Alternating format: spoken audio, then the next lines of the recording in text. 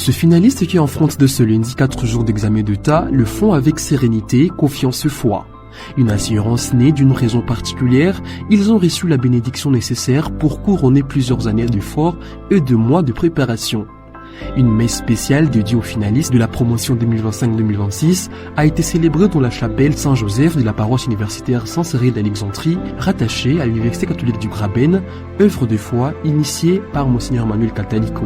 Dans une ambiance à la fois festive, spirituelle et fraternelle, de centaines de candidats venus de Butembo et du territoire de Lubero se sont réunis pour confier à Dieu leur avenir scolaire avant d'aborder l'une des étapes plus importantes de leur parcours académique. Au cours de la célébration, les célébrants ont invité les finalistes à placer leur confiance à Dieu tout en valorisant le travail accompli durant l'année scolaire. À vous qui m'écoutez, soyez forts et tenez bon, car la réussite est dans vos mains.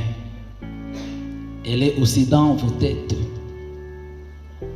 Elle est là, elle n'est pas loin de vous. Il suffit seulement de bien user de cette foi que vous avez et de cette raison que Dieu vous a donnée. Le Père Gilles disait dans ses enseignements, ayons foi en Dieu. Et Jésus le dit en Jean 14, 12 à 14, ceux qui croient en moi feront aussi des grandes œuvres comme celles que j'ai faites, même ils en feront davantage, parce que moi je m'en vais. Et tout ce que vous demanderez au Père à mon nom, il le fera. Et vous, donc, soyez forts.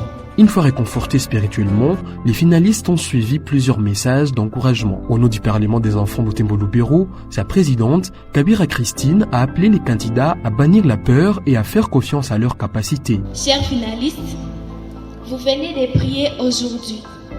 Et bientôt, vous allez affronter l'examen d'État. N'ayez pas peur, restez calme, préparez-vous bien, lisez bien, tout va bien se passer. Autre moment fort de la rencontre, le témoignage de Crispin Koulimouchi, coordonnateur sortant des élèves. Ancien finaliste lui-même, il a rappelé qu'il s'est trouvé à la même place une année auparavant. Son expérience de réussite a constitué une véritable source d'inspiration pour le candidat invité à garder courage, à poursuivre leur révision et à croire en eux-mêmes. Ça fait une année des ans que moi aussi j'étais ici. Je suis le coordonnateur sortant des élèves. L'année passée, nous avons été ici. Nous avons vaincu et Dieu nous a donné la réussite. Ceci étant, c'est le même Dieu que nous sommes en train de prier aujourd'hui. C'est le même qui est présent avec nous ici. C'est pour vous dire que n'ayez pas peur. S'il a fait pour nous le miracle, il en fera autant pour vous.